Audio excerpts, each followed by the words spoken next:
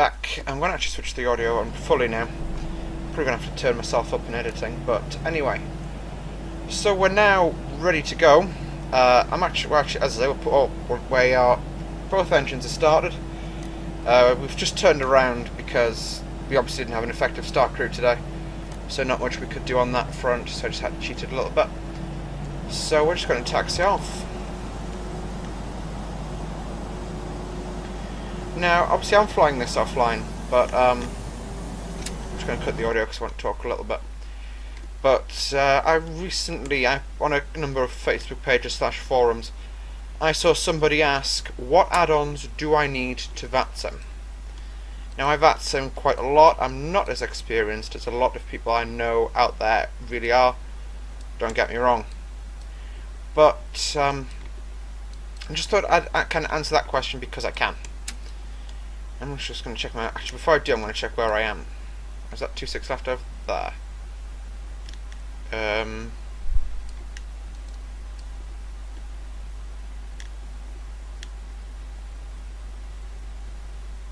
Is that Austrian over there in the hangar? Didn't think they'd be coming here for the maintenance, to be completely honest with you. By the way, for those who are wondering, the scenery is Latin VFR, Miami. Okay, that's...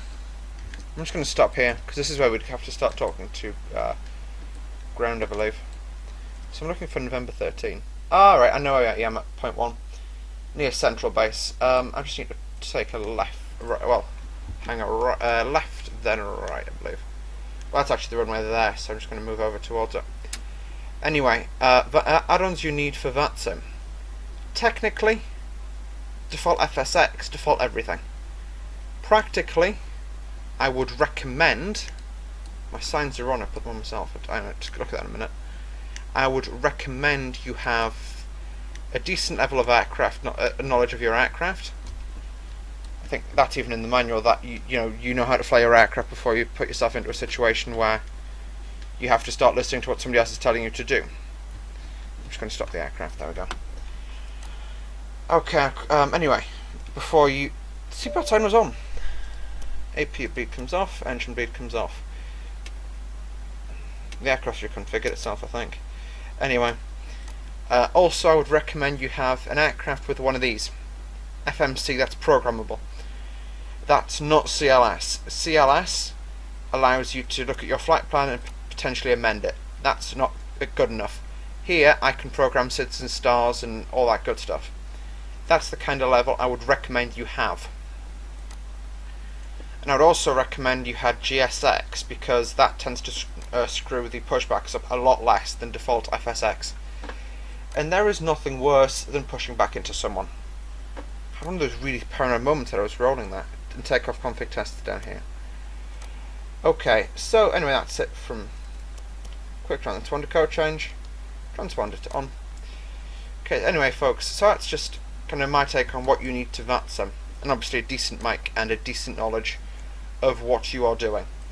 I would recommend watching some YouTubers, not necessarily me, because I make mistakes regularly. I know even the major YouTubers make regular mistakes, and even real pilots make regular mistakes. But just, don't be afraid to push that button.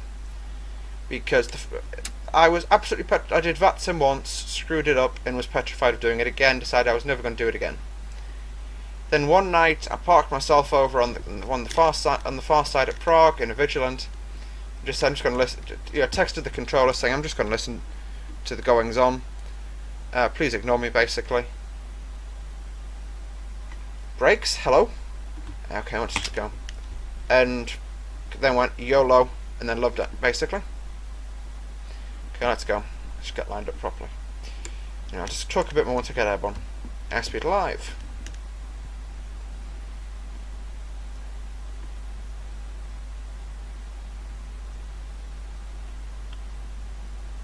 Eight knots.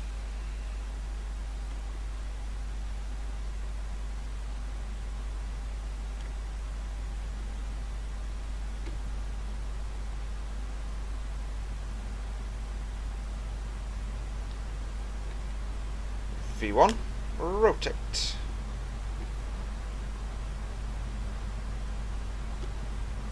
.12 degrees, positive rate, gear up. Now in front of the flight Terrain director. ahead. Pull up. Why do I get a pull up warning? There's nothing in front of me. Terrain ahead. Pull up. Train on ND off. Terrain ahead. Pull up. Right, there's no way for me to switch that off without looking at the overhead, which I can't do right now. Pull up. Okay, autopilot commando. Okay, so it's quite blatantly obvious that the ground proximity warning system is currently inoperative, so I'm just going to move that to the off position so it doesn't give us any more indications. Autopilot is now in control. Flaps are up, tyre temps are good.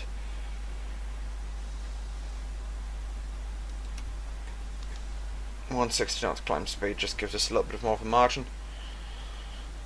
1,509. There's the rollback. There's climb thrust. There we go.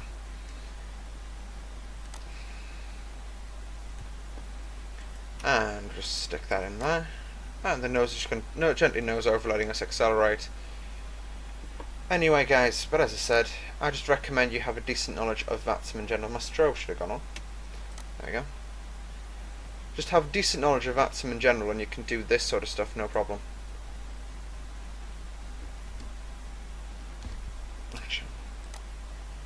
Okay, that's flaps 1 manoeuvring. Flaps up.